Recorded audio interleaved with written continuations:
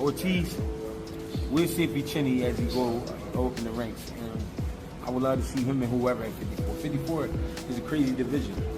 There's a lot of motherfuckers there, but we need to put more light on it.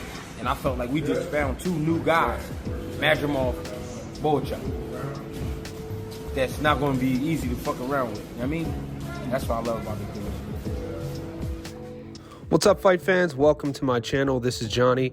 And in today's video, we're going to be going over some comments recently made by Philadelphia trainer Greg Hackett.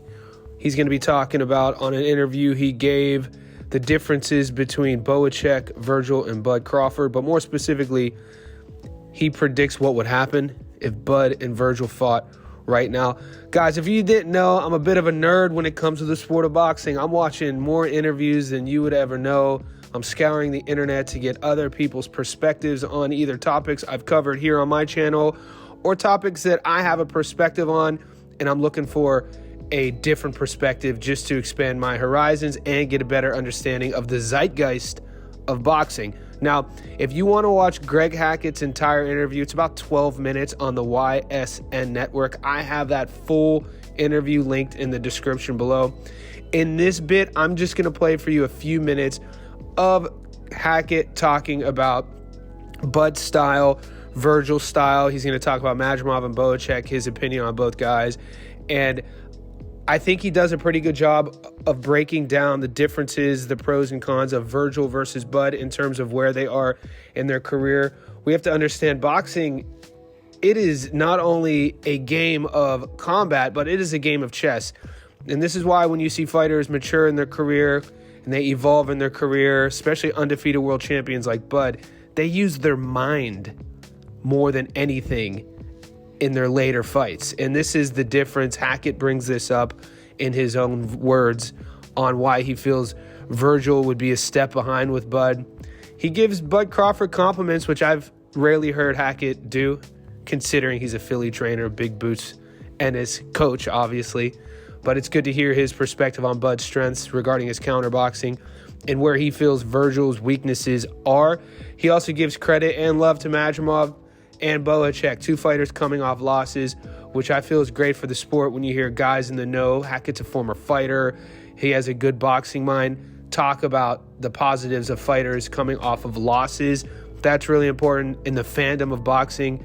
People are just too quick sometimes to throw guys away. And with both Madrimov and Boachuk, you feel they both have huge fights on the horizons. Guys, let me know what you think of Hackett's comments about Bud versus Ortiz. And if that fight were to go down, who would you put your wallet and your money on? Terrence Crawford or Vergil Ortiz? Let me know in the comment section below. That's a great fight.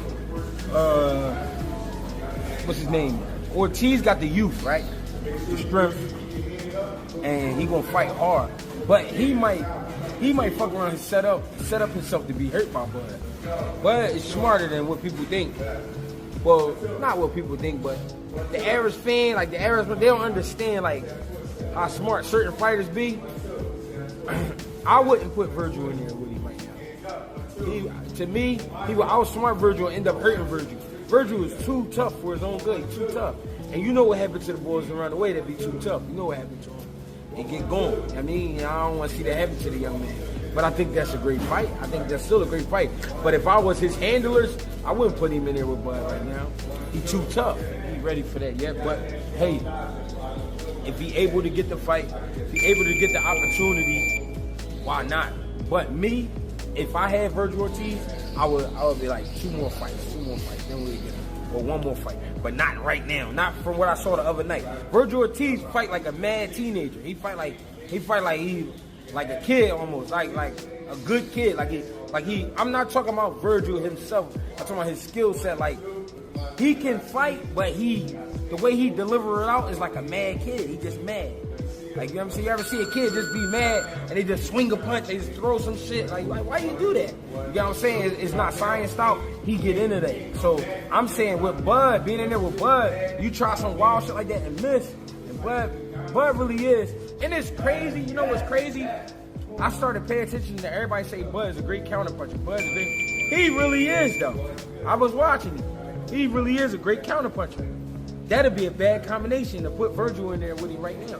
He probably tear Vergil the fuck up right now. I think he would. Because Vergil gonna get mad because he can't do what he want when he want, and then he gonna start throwing shit that's gonna get him put in trouble.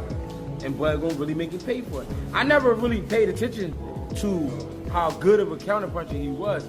I just always watched him fight. I always paid attention to how he break motherfuckers down, but I never really paid attention exactly to the counterpuncher. So this time when I watched him, I'm like, I'm really watching the counterpuncher, and I'm really watching the reaction time and shit like that, and his reflexes. And I'm like, all right, yeah, he really do be on some shit. He'll tear Vergil up right now.